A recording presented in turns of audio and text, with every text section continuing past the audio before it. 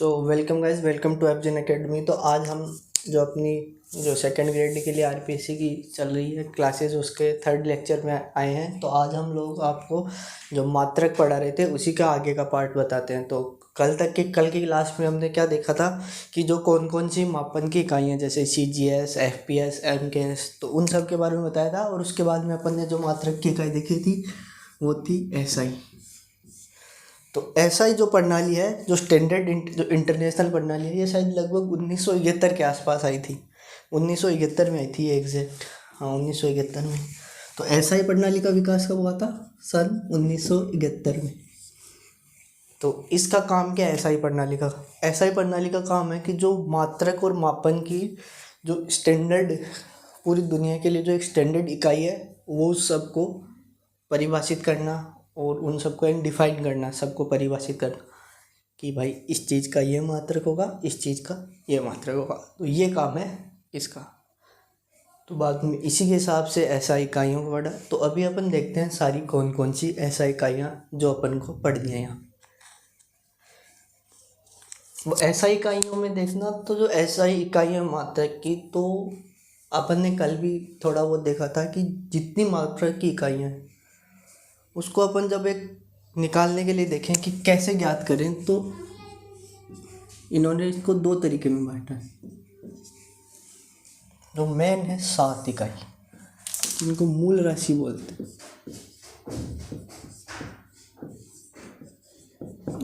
तो ये दो, तो और दूसरी है ये जो कोण वगैरह नापने काम आते हैं। बाकी मेन जो राशि है वो है 7, जिनको अपन मूल राशि के नाम से जानते हैं। तो ये मूल राशियाँ कौन कौन सी हैं ये जानेंगे। तो ये 7 राशियाँ क्या है और इनको मूल राशि क्यों कहा गया है? क्योंकि इन 7 राशियों के द्वारा अपन जितनी भी संसार में जितने भी जो चीज़ें हैं, जो भी कोई भी प्रकार की एक राशि है, उसको इनके थ्रू निकाल सकते हैं, या फिर यानी उन सबको इनके रूप में लिखा जा सकता है। तो इनलिए इनको मूल राशियाँ कहा गया है। तो ये 7 मूल राशियाँ, फिर बाद में जो डिफरेंट टाइप की राशियाँ आएंगी जो सारी है वो हो जाएंगी व्युत्पन्न राशियाँ। तो सबसे पहले इन 7 मूल राशियों को लिखते हैं, इनके मात्रक और इनकी विमाएँ वो सब अपन लिखते हैं यहाँ पे। तो इसको मैं साफ कर लेता हूँ। तो इसको साफ करने के बाद यहाँ से चालू करते हैं। तो यहाँ तो अपन लिखेंगे कि मात्रक की इकाई कौन सी है, यानी कौन क्या है वो मात्रक, फिर उसका साइन क्या होगा, फिर यहाँ पे अपन एक कॉलम बनाएंगे कि उसकी विमा क्या होगी, और फिर बाद में उसकी परिभाषा क्या। ठीक है। तो सबसे पहली राशि कौन सी होगी? लंबाई।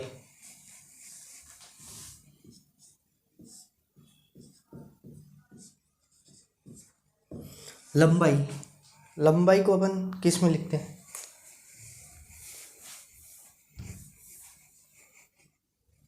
लेंथ या फिर लंबाई लिख देते हैं ना। हाँ चलो यहाँ से लिखते हैं इसको।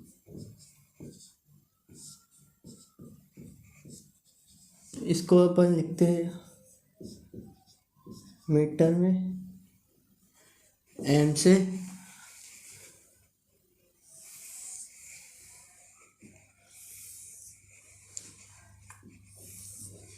तो लंबाई इसको लिखेंगे मीटर से, और इसकी विमा होती है कैपिटल एल।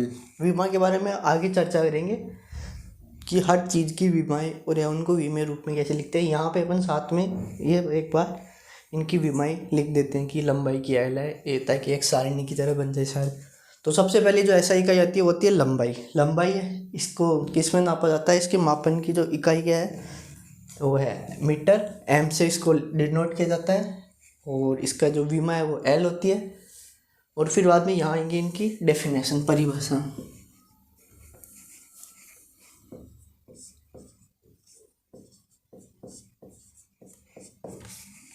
तो लंबाई की परिभाषा इस तरह दी जाती है कि जो प्रकाश होता है वो 1 सेकंड में कितनी दूर चलता है।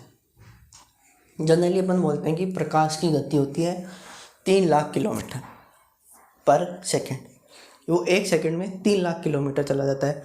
पर अगर उसको अब वो तो अपना एक लमसम मान हो गया कि अपन ने एक आइडिया लगा लिया कि ये 3 लाख है, जबकि उसको जो एवरेज वैल्यू होती है वो होती है 2,99,000, 2,99,000, नहीं सॉरी, हाँ 2,99,97,208। तो इसी चीज़ को अगर अपन लिखेंगे तो कि, या फिर इसको ऐसे लिख दो 3 लाख ही कि 1 सेकेंड के इतने टाइम में तय की गई दूरी। अब यहाँ पे अपने 1/3 लिख दिया, 3 लाख लिख दिया, बट वो 2,99,000 ऐसे 700 समथिंग कुछ होता है, वो एग्जैक्ट वैल्यू शायद 795 पॉइंट कुछ होता है। तो वो पूरी या तो पूरी की पूरी वो वैल्यू लिख दो, या फिर ये लिख दो, ये किलोमीटर हो गया तो मीटर की लिखनी है। तो ये तो 3 लाख तो किलोमीटर होता है, बट मीटर तो 3 बिंदियाँ और रहेंगी कि इतने समय 1 सेकेंड के इतने भाग में तय की गई दूरी 1 मीटर लंबाई कहलाती। तो ये स्टैंडर्ड परिभाषा है। जैसे अपन ने पहले एक बार नाप ली, फिर उसी को नाप के 1 मीटर, उसके हज़ारों हिस्सा 1 किलोमीटर आया, उसी से फारे और डिफरेंट टाइप के जो भी लंबाइयों के मापन है, माइल, मील, वो सारी चीज़ें उसी से ज्ञात। तो पहला हो गया लंबाई का। दूसरा क्या हो जाता है, द्रव्यमान। अब देखना यहाँ पे एक चीज़ होती है, एक होती है द्रव्यमान, एक होता है भार। किसी भी वस्तु का द्रव्यमान चेंज नहीं होता, बट भार चेंज हो जाता है। आगे देखेंगे अपन कि द्रव्यमान तो क्या एम होता है और भार एम इन गुणा जी, गुरुत्वाकर्षण के कारण जो त्वरण होता है, गुरुत्वीय त्वरण, वो तो हर ग्रह के अनुसार उसका गुरुत्वीय त्वरण अलग होगा, और हर ग्रह पर भी अलग अलग जगह गुरुत्वीय त्वरण की वैल्यू अलग होगी। तो उसके हिसाब से जी का वैल्यू बदलेगा तो भार बदलता जाएगा। ठीक है। द्रव्यमान को अपन किस में लिखते हैं, किलोग्राम में।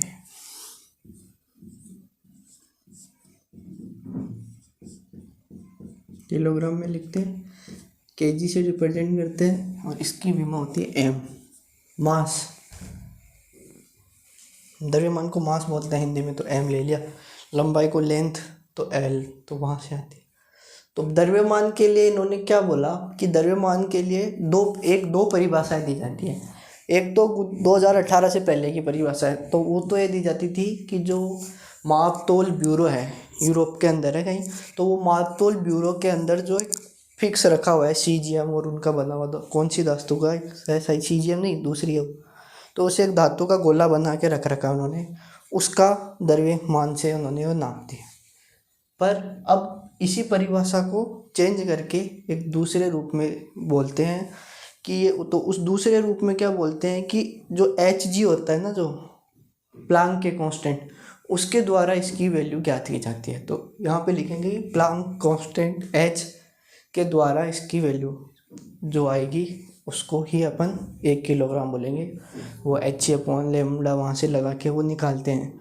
तो जब वो निकालेंगे तो उसके द्वारा यहाँ पे ये वैल्यू आएगी प्लांक के कांस्टेंट, प्लांक नियतांक h के द्वारा।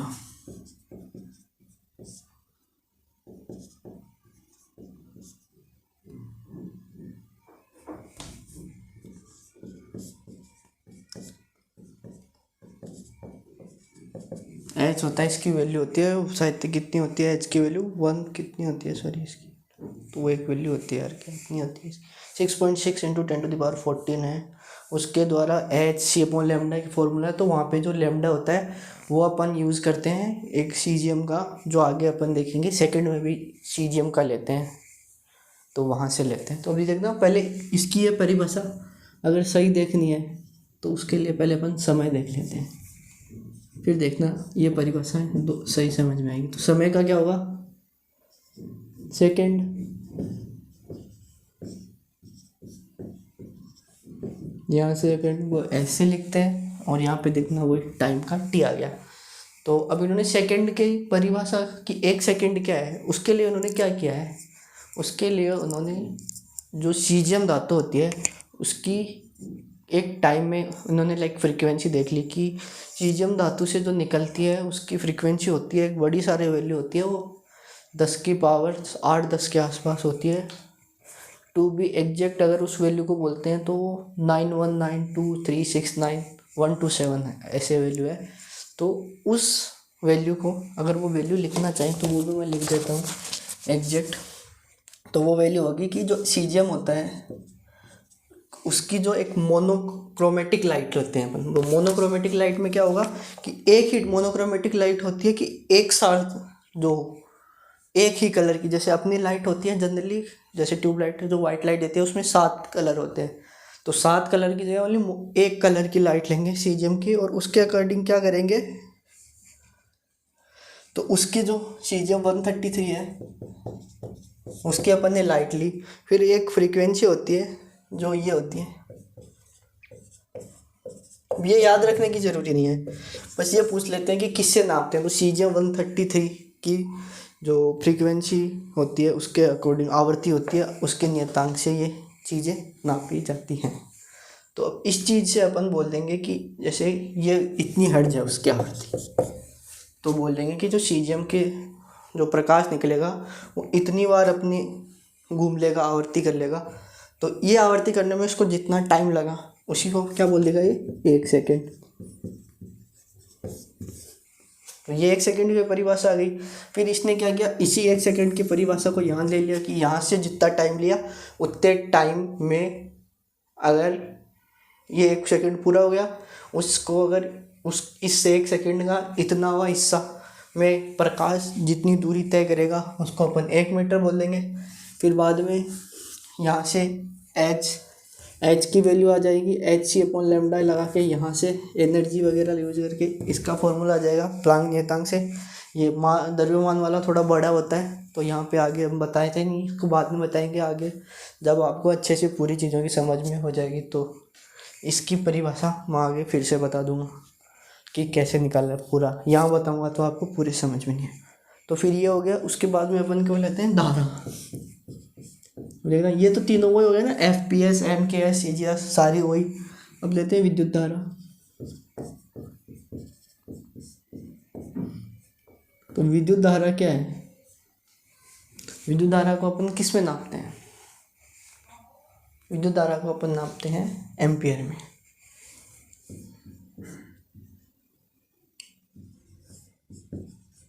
एम्पियर में नापते हैं, इसको ऐसे लिखते हैं।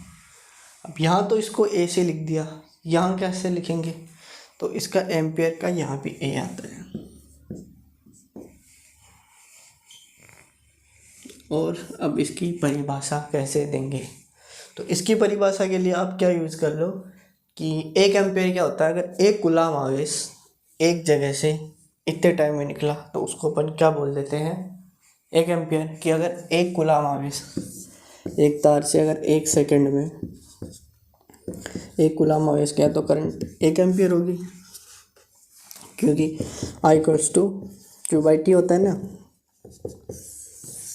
तो इसी चीज़ को थोड़ा अपन साइंटिफिक वे में बोलें, 1 कूलम की जगह इसने क्या कर लिया, इलेक्ट्रॉन ले लिया, 1 इलेक्ट्रॉन, इसके इतना चार्ज है, तो इसका इतना 1 का चार्ज है, तो 1 कूलम के कितने होंगे इलेक्ट्रॉन, सोचो ये 1 का है तो 1 कूलम में कितने इलेक्ट्रॉन होंगे, इसी नंबर को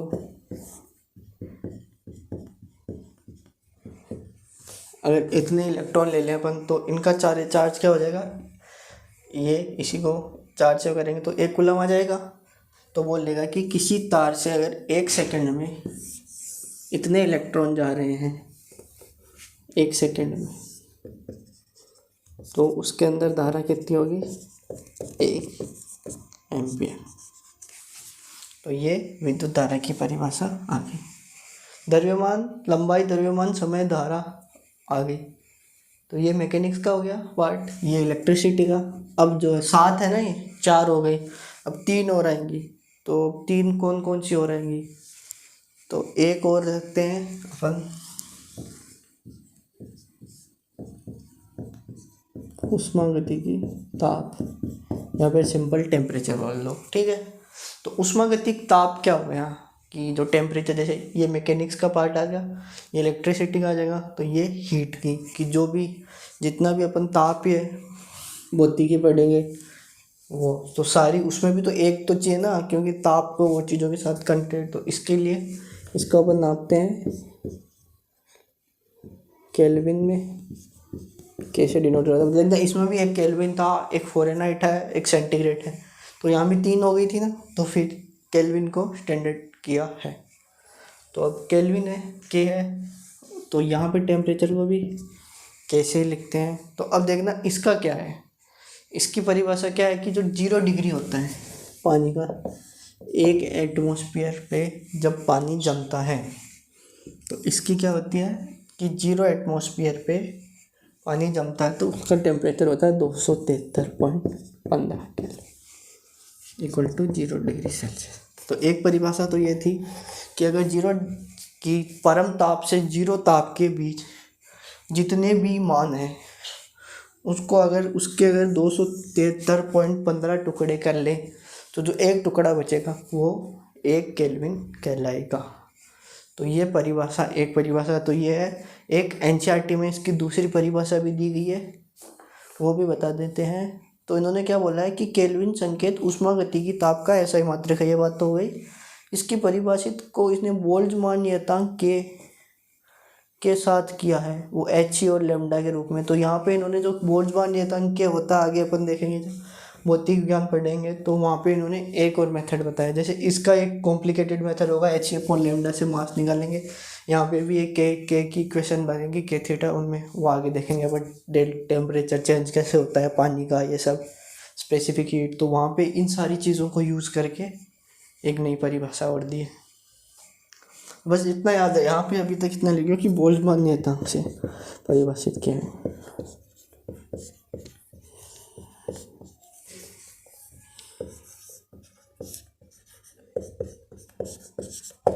तो जो 1 केल्विन को बोल्ट्जमान नियतांक, देखता यहाँ पे कंफ्यूज मत होना, ये कि या तो ये परिभाषा तो है ही कि 1/273.15 टुकड़ों में तोड़ के एक कर लो, और एक अपनी वाली परिभाषा वही होगी। अब तीसरा कितना हुआ, 1 2 3 4 5, छठवां है पदार्थ की मात्रा।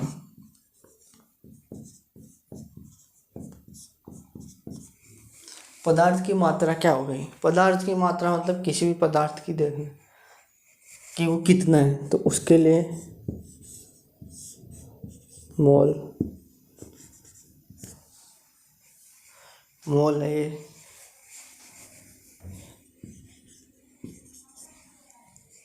स्मॉल एम से लिखते हैं। एक मोल क्या होगा, तो एक मोल को इन्होंने परिभाषित करने के लिए आवोगाद्रो संख्या है उसका यूज किया, जो 6.022 इंटू 10⁻23 ये होती है। तो ये बोलना है कि अगर किसी भी पदार्थ के अणु, परमाणु, कुछ भी, अगर जैसे किसी भी तत्व के इतने अणु हैं, इतने वो हैं, जैसे ऑक्सीजन का अणु होता है O2, तो अगर 6.022 इंटू 10⁻3 जब O2 के अणु होंगे तो उनको अपन 1 मोल बोल देंगे। तो जब भी पदार्थ की मात्रा का जो ये मोल है, ये इसकी 1 मोल की परिभाषा हो गई। तो ये एक याद रखना है कि जब इसको अपन लिखते हैं तो मोल की जो परिभाषा लिखते हैं उसके साथ एक चीज़ और लिखनी पड़ती है अपन को कि 1 मोल क्या है। अब जैसे लंबाई में तो क्या हो गया, 30 मीटर 40 मीटर वो हो गया, बट यहाँ पे जब मोल कंसेप्ट में आते हैं तो मोल में बहुत सारी चीज़ें आती हैं। इलेक्ट्रॉन भी हो सकते हैं मोल, 1 मोल, हाइड्रोजन भी हो सकता है, अणु हो सकता है, परमाणु हो सकता है, तो वो साथ में लिखते हैं, इसमें रखते हैं। तो ये याद रखना कि जब भी मोल यूज़ करते हैं, जहाँ भी साथ में लिखते हैं 1 मोल क्या है। लंबाई 100 मीटर है तो वो 100 मीटर लंबाई, दिशा उल्टी सीधी हो सकती है वो बात अलग है, बट मोल को डिफाइन करते हैं तो साथ में ये भी लिखते हैं। ये बात याद रखना कि जब भी पदार्थ की मात्रा है उसको मोल में लिखते हैं तो साथ में वो भी अपन लिखेंगे कि क्या है वो, इलेक्ट्रॉन है, प्रोटॉन है, क्या। अब देखना ये हो गया। अब एक और बचा है, वो क्या हो गया, प्रकाश की तीव्रता।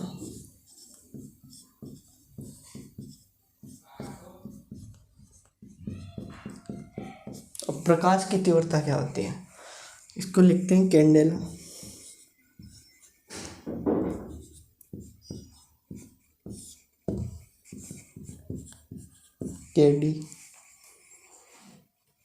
केडी से तो लिखती इसको, सॉरी मेरे पास शेडी अब देखना इसका बहुत ही कम अपने यूज में आता है। वैसे इसकी जो परिभाषा है उसके लिए इन्होंने क्या करते हैं, इसके लिए वो इसमें भी कि जो मोनोक्रोमेटिक लाइट होती है उसका यूज करके उसके थ्रू निकालते हैं। यहाँ पे भी इन्होंने ये बोला है कि जैसे कि जब 400 कोई भी एक मोनोक्रोमेटिक लाइट ली, कैंडेला इतने हर्ट्ज की लाइट ली, तो इतने हर्ट्ज की एक मोनोक्रोमेटिक लाइट ली और उसके अंदर से जो प्रकाश निकला, उसको जो प्रकाश निकलेगा उस टोटल प्रकाश का 1/683वां हिस्सा एक कैंडेला कहता है। जो कि टोटल प्रकाश निकला तो उस प्रकाश की जो टोटल तीव्रता होगी उसका इतना वाला हिस्सा एक कैंडेला कहलाता है। यही है। इसमें कोण वगैरह भी आता है कि ये पर कोण पे होता है, वो उसके साथ लिखेंगे यहाँ पे जब पूरी वो लिखेंगे कैंडेला, ये 1/33 कैंडेला इन स्टेरेडियंस। तो ये क्या होगा कि एक स्टेरेडियन कोण पे बात है ये। आगे अपन देखेंगे कि जब प्रकाश निकलेगा, जहाँ पे आगे जब पढ़ेंगे तो प्रकाश 3D में निकलता है। तो अभी देखो कोण नाप पढ़ेंगे तो कोण देखेंगे कि जो अपने समतल कोण होते हैं, जो अपना सर्किल होता है समतल कोण, वो तो पूरा ऐसे कहीं भी देख लेते हैं 2 पाई होता है ना, 360 डिग्री 2 पाई। वैसे जो ठोस धातु होती है कोई गोल, उसका कोण होता है 360 नहीं 360 इंटू 2 720 4 पाई रेडियन होता है। तो उसमें बोलते हैं कि एक स्टेरेडियन, तो एक स्टेरेडियन डिग्री नहीं है, पाई की तरह होता है, 4 पाई है। तो टोटल 4 पाई है तो उसका पूरे गोले के प्रकाश निकलता है उसका 1/4 पाई। तो पाई की वैल्यू 3.14, तो 12 पॉइंट समथिंग होगा, 12.56वां हिस्सा ले लें गोले का टोटल। और उस हिस्से के द्वारा जो प्रकाश निकला उस प्रकाश का 1/683वां हिस्सा एक कैंडेला कहलाता है। तो ये देखो ये सारी परिभाषाएं हैं, ये देख लो एक बार कि लंबाई मीटर मात्रक लेंथ है, और ये बता दिया कि इसकी 1 मीटर की क्या परिभाषा है। ऐसे ही द्रव्यमान की भी किलोग्राम है, इसकी विमा, ये इनकी विमा है, ये इसका माप है किसमें हुआ, मात्रक माप, और ये इनका मात्रक, और ये राशि मूल राशियाँ।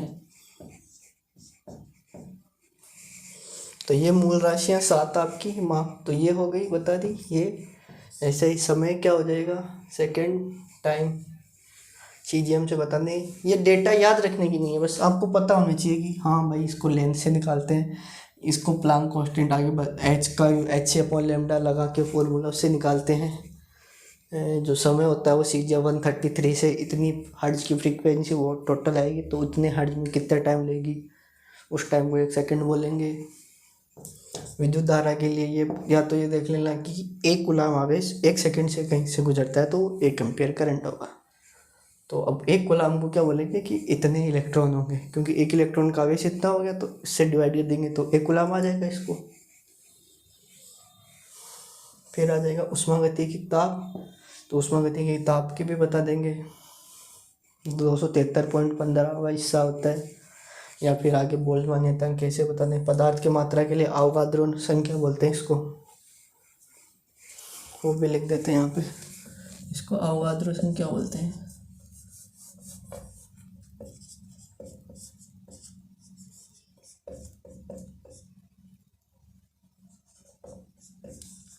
अवोगाद्रो संख्या है 6.022 इंटू 10⁻23। फिर प्रकाश की तीव्रता के लिए बताएंगे कि एक मोनोक्रोमेटिक लाइट लेंगे इतने हर्ट्ज की, उसका 683वां हिस्सा देखेंगे। और यहाँ पे सीजिया 133 लेंगे और यहाँ पे इसकी फ्रीक्वेंसी देख लेंगे, और यहाँ पे इसकी मोनोक्रोमेटिक लाइट से देख लेंगे। तो ये सारी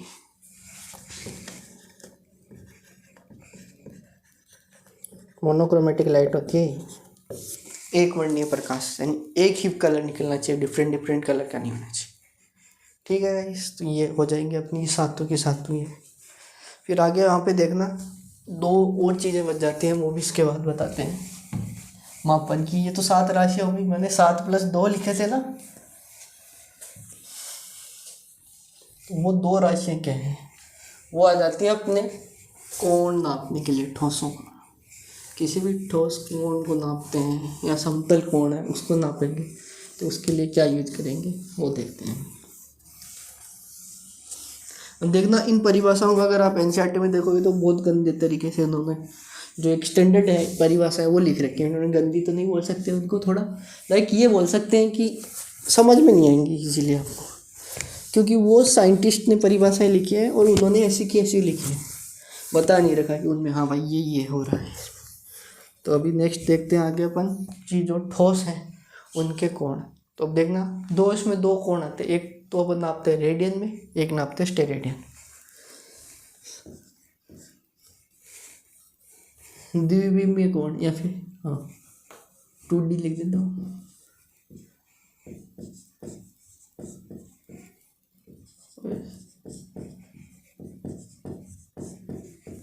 ये तो यानी सिंपल 2D में कोण है, इसको कहाँ से नापते हैं।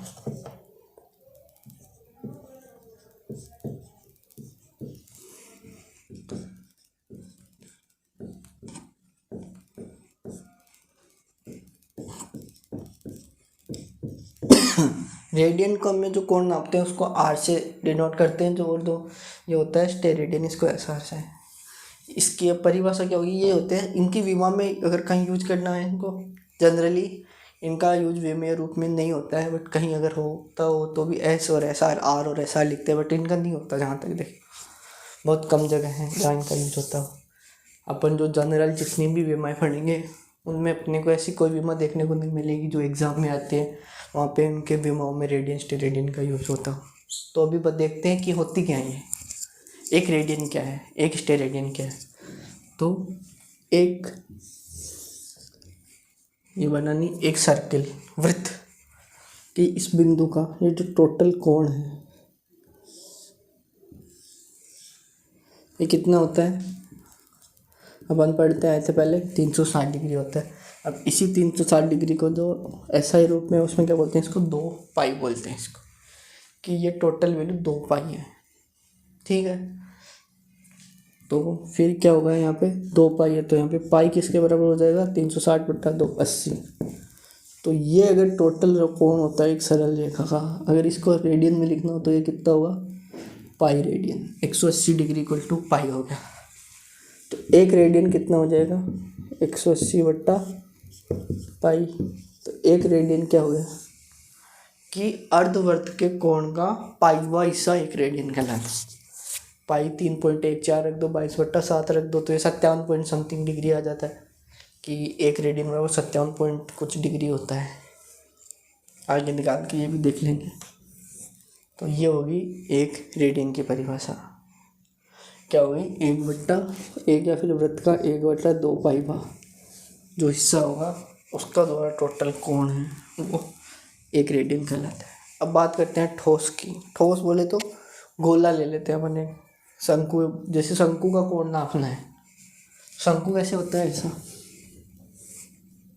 तो यहाँ पे तो 2D में लिखा है, 3D में देख के तो ऐसा होता है ना जैसे आइसक्रीम का कोन है, तो उसका जो एंगल होगा चोंच से ऐसे गोल गोल खुलता है वो अलग अलग हो सकता है ना, तो वो एंगल होता है ठोस कोण। या फिर एक गोला है जैसे तरबूज होता है, अपन तरबूज को पूरा गोला तो नहीं मान सकते हैं, बट सोचो कि एक गोलाकार तरबूज है, तो वो जैसे अपन चाकू से ऐसे काट के निकालते हैं उसके अंदर से ऐसे थोड़ा सा हिस्सा, तो अगर वो चीज़ अपन एक गोले से करें तो एक ऐसा हिस्सा निकलेगा, तो वो उसका भी एक एंगल बनता है। तो वो कोण, ये सारे जो 3 डायमेंशन में कोण होते हैं जो ठोस कोण बोलते हैं, ठोस पदार्थों के कोण, उनको अपन किस में लिखते हैं, एक स्टेरेडियन में लिखते हैं। और जैसे एक वृत्त का ये इसके सेंटर पे कोण कितना होता है 2 पाई होता है, वैसे ही एक ठोस होता है, ठोस में जो गोला होता है उसका, उसके जो सेंटर है केंद्र है उसका, उस पर जो टोटल कोण बनेगा उसकी वैल्यू होती है 4 पाई रेडियन, स्टेरेडियन सॉरी। तो 1 steradian equal to 1/4 pi part of a angle of 1/4 part of, ये तो इसका हो जाएगा सर्कल का हो जाएगा, और ये जो गोला होता है स्पेयर है उसका हो जाएगा। यहाँ ये भी लिख देते हैं कि जो पूरा गोला है स्पेयर उसका 1/5 पार्ट, और ये वृत्त का 1/5 पार्ट, सॉरी 1/4 4π/1/2π1। तो ये एक इसकी रेडियन की और एक स्टेरेडियन की परिभाषा हुई। अब देखना कई बार ये भी पूछ लेता है कि 2/3 पाई रेडियन का डिग्री में बताओ कितना डिग्री है। ऐसे क्वेश्चन भी आते हैं कई एग्जामों में, तो ये पता होना चाहिए कि ऐसे अपन रेडियन स्टेरेडियन सबको बता, ये भी बता सकते हैं एक स्टेरेडियन कितने होगा। तो ये सारी चीज़ें पता होनी चाहिए। तो रेडियन स्टेरेडियन में है कि रेडियन का कोण होता है 2 डायमेंशन में नापा जाता है, स्टेरेडियन वाला कोण 3 डायमेंशन में। इसको आप अज्यूम कर सकते हो, ये नापा जाता है जैसे गोले में से कोई चीज़ काटनी है, उन सब में शंकु है तो वहाँ पे शंकु का कोण होता है, उसका काम आता है जब उस अलग अलग उसकी लंबाई निकालनी है, तिर्यक लंबाई निकालनी है, उन सब में भी यूज करते हैं इन सबको। अब ये जो अपन ने चीज़ें पढ़ी हैं, इन सारी चीज़ों का प्रयोग करके आप किसी भी चीज़ की मात्रक विमा निकाल सकते हैं। तो विमा में घुसने से पहले आपको थोड़ा ये मात्रक में जो अपन ने पढ़ी हैं, जो मूल राशि है, इनके बाद में एक हल्का सा वो प्रयोग दिखा देते हैं कि कैसे व्युत्पन्न राशियाँ बनती हैं। तो ये तो क्या थी, मूल राशियाँ।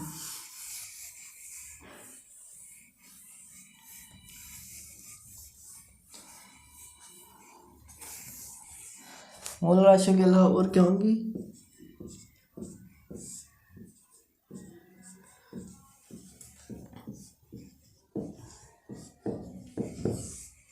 अब हिंदी में मेरे को ये नहीं पता कि ये सही है, ये देख लेना, इसका हिंदी में ऐसे लिखते हैं क्या व्युत्पन्न को। तो व्युत्पन्न राशियाँ क्या होती हैं, व्युत्पन्न राशियाँ होंगी, इसे बोलते हैं डेराइव्ड राशि भी बोल सकते हैं, मतलब जो उनसे उत्पन्न हुई है। व्युत्पन्न का मतलब जो मेन सात है तो उनकी, तो इसकी परिभाषा क्या हो जाएगी कि सारी भौतिक राशियाँ जिनको हम मूल भौतिक राशियों के जोड़, बाकी, गुणा, भाग के द्वारा प्राप्त कर सकें, वो व्युत्पन्न राशियाँ कहलाती हैं। कि ये सारी की सारी राशियाँ जो अपनी मूल राशियाँ हैं उनको गुणा भाग करके जोड़ के कैसे ना कैसे आ सकती हैं, ये व्युत्पन्न राशि। ठीक है, अब जैसे व्युत्पन्न राशि का एग्जाम्पल देखना है, एक सिंपल सा एग्जाम्पल लेना, वेग। अब इसको उनमें कैसे परिभाषित करेंगे, तो वेग क्या होता है, वेग या चाल दूरी बट्टा समय, अब दूरी डिस्टेंस लंबाई किस में लिखेंगे, मीटर में, लंबाई टाइम सेकंड में, तो इसकी क्या हो जाएगी मीटर पर सेकंड। अब यहाँ पे देखना, यहाँ पे मीटर सेकंड, तो यहाँ पे अपन विमा नहीं लिख रहे हैं, अभी आगे आएंगे। विमा में आता तो यहाँ एल आता, यहाँ एस आता, आगे बताएंगे। ये अपन इसका मात्रक लिख रहे हैं, तो इसका मात्रक क्या हो जाएगा, मीटर प्रति सेकंड हो जाएगा। तो फिर क्या हो जाएगा, एक वेग क्या होगा, लाइक जैसे 1 मीटर पर सेकंड हो गया, कि जब 1 सेकंड में 1 मीटर की दूरी को तब घटती है तो उसको, उसके वेग को 1 बोला जाता है। जैसे अगर मीटर में वेग लिखना है किसी भी चीज़ का, तो ऐसे तो लिखते हैं अपन 10 मीटर प्रति सेकंड से हवा चल रही है, 15 मीटर प्रति सेकंड से हवा चल रही है, तो क्या हो गया कि वो 1 सेकंड में 10 मीटर चल रही है, यही बात हुई ना। ऐसे अगर किलोमीटर पर आवर में लिखना हो तो बोल देंगे कि डिस्टेंस किलोमीटर में हो जाएगी, टाइम आवर में हो जाएगा। तो ऐसे अपन जैसे वेग आ गया, और क्या आ सकता है, जैसे बल क्या होता है, बल होता है एफ। ये सारी चीज़ निकालने के अपन को इनके फॉर्मूले पता होने चाहिए, जैसे आगे आगे, तभी यह टॉपिक वैसे देखे तो सबसे लास्ट में देना चाहिए, क्योंकि सारे के सारे अपन पढ़ते हैं ना फॉर्मूले, तो अभी अपन स्टार्ट कर रहे हैं। बट ये जो सिंपल फॉर्मूले हैं तो सबको पता ही होते हैं, बट ये एकदम स्टार्ट में टॉपिक आता है, बाद में आपको हर टॉपिक के साथ भी बताते जाएंगे। जब बल पढ़ेंगे, ये पढ़ेंगे सब, क्या भाई ये इसकी विमा है और ये इसका मात्रक है, वो भी पहले स्टार्टिंग में सबको कलेक्टिवली देख लेते हैं। तो बल अगर एफ इक्वल टू एम में होता है, तो यहाँ पे देखना एम क्या है, द्रव्यमान मास, सीधा आ गया किलोग्राम में। ए क्या है, त्वरण। त्वरण तो अपनी कोई मूल राशि नहीं है, तो त्वरण चेंज करते हैं। अब त्वरण क्या होता है, त्वरण होता है वेग में परिवर्तन की दर, तो वेग में परिवर्तन की दर v/t। अब वेग भी सीधा नहीं है, वेग क्या होता है, लंबाई में परिवर्तन की दर। तो एक v को हम s लिखेंगे और t को s, तो ये क्या जाएगा मीटर प्रति सेकेंड स्क्वायर। तो ये त्वरण का आ गया। तो अब देखना यहाँ पे ये आ जाएगा, द्रव्यमान m है उसका, तो क्या आ गया किलोग्राम, और इसका क्या आ गया मीटर प्रति सेकेंड। तो किलोग्राम मीटर प्रति सेकेंड स्क्वायर, इसी चीज़ को अपन न्यूटन बोल देते हैं। तो 1 न्यूटन क्या हो गया, 1 किलोग्राम मास को 1 मीटर ले जाने मीन सेकेंड स्क्वायर, ये इतना टाइम लगे तो ये 1 होगा वो।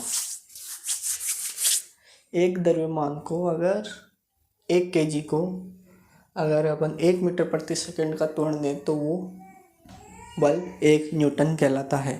तो 1 मीटर प्रति सेकंड 1 मीटर पर सेकंड स्क्वायर त्वरण से अपन वो डिस्टेंस में लाना चाहें तो उसको half equal to 80 square s equal to 80 square से भी बोल सकते हैं यहाँ से। तो ये 1 न्यूटन इसके बराबर हो गया। तो यहाँ से द्रव्यमान की मात्रा का आ गया, ये सॉरी बल का आ गया। वैसे अपन देख सकते हैं ऊर्जा, तो ऊर्जा क्या होती है, सिंपलेस्ट फॉर्म के फॉर्मूले देखते हैं अपन। तो ऊर्जा, गतिज ऊर्जा भी एक ऊर्जा का ही पार्ट है, तो गतिज ऊर्जा ले लेते हैं। तो गतिज ऊर्जा का जो फॉर्मूला होता है वो क्या होता है, हाफ mv² होता है। तो यहाँ से हाफ mv² का यूज करके देखते हैं अपन। तो हाफ का तो कोई मतलब नहीं, यहाँ पे देखना कि ये सब लिखते हैं तो ये जो कांस्टेंट नियतांक होते हैं उनका कोई काम नहीं होता, अचर राशि। ये जो चर है ना जो चेंज हो सकते हैं उनका, ये तो देख m क्या है, यहाँ पे द्रव्यमान है, द्रव्यमान का क्या हो जाएगा किलोग्राम। यहाँ क्या आ रहा है वेग का स्क्वायर, तो वेग क्या होगा मीटर पर सेकंड।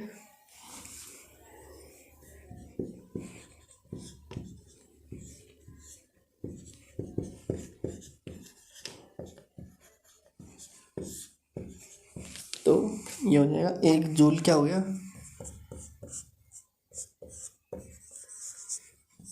ये 1 जूल की परिभाषा 1 किलोग्राम मीटर पर सेकंड स्क्वायर। तो ये ऐसे ऊष्मा का आ गया। अब और कोई भी जितने भी सारे मात्रक हैं वो सारे के सारे इन्हीं मात्रक से निकाल सकते हैं। जैसे आवेश हो गया,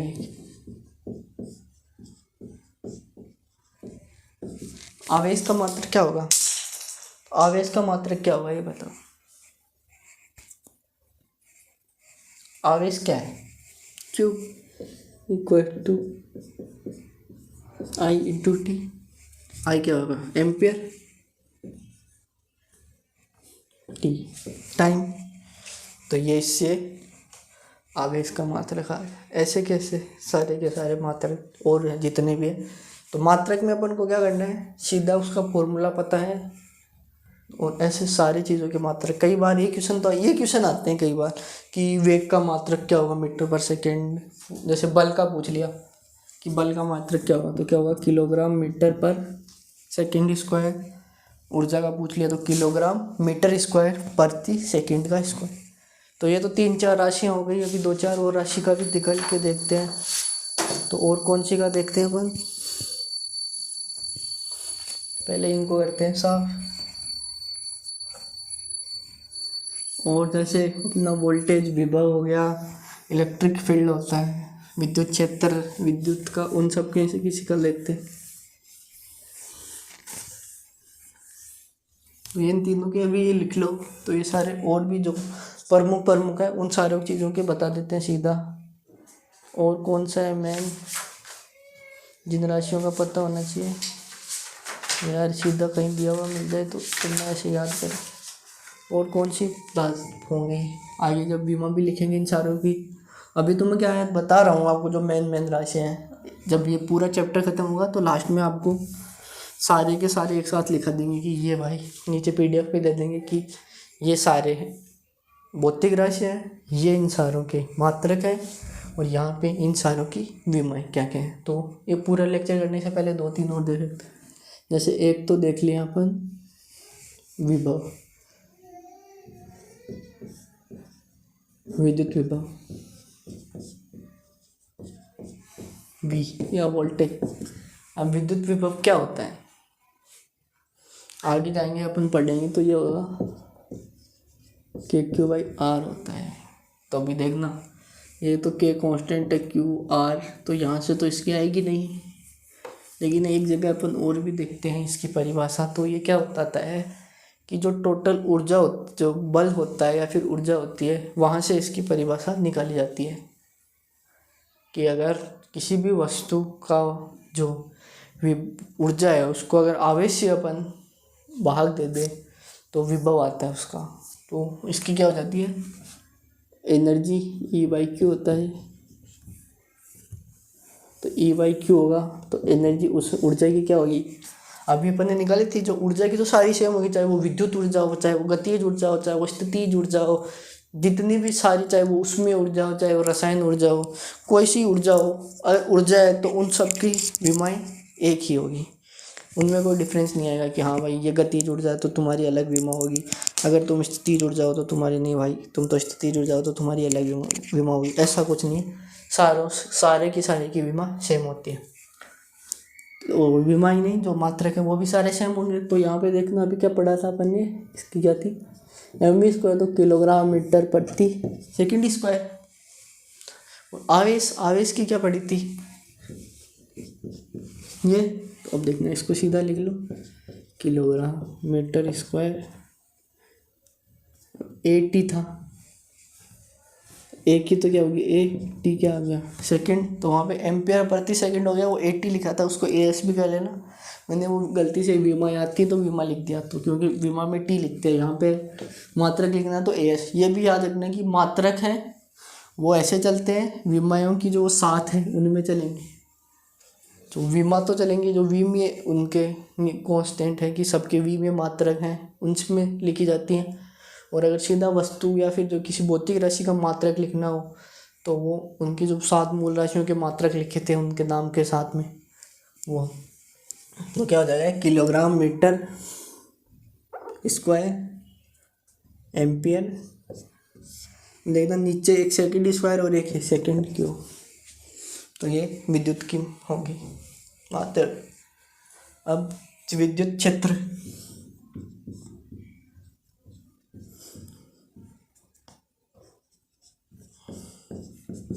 अब देखते हैं विद्युत क्षेत्र को या तो 2 तरीके से निकाल सकते हैं। एक तो ये, इसको लिखते हैं V बाई एल, तो यही आ जाएगा, बस एल से डिवाइड कर देंगे इसको, ये kilogram metre square ampere per second cube into L बोले तो लंबाई मीटर, ये हो जाएगा kilogram metre ampere per second cube. या फिर इसी को अपन वहाँ से भी लिख सकते थे कि जो बल होता है Q इंटू जो बल होता है E Q, वहाँ से F इक्वल टू क्यू ही होता है। अब ऐसे उल्टा भी निकाल सकते हैं, F equal to Q E, तो F फोर्स की अपन को पता है, फोर्स की क्या होती है, बल की, बल की वहाँ क्या होगी, किलोग्राम मीटर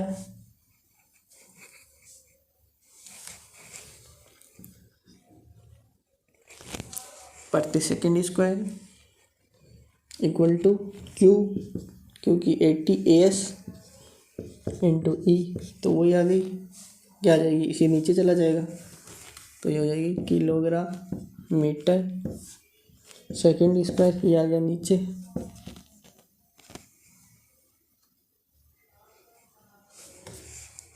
ये देखना मैंने गलती से, सॉरी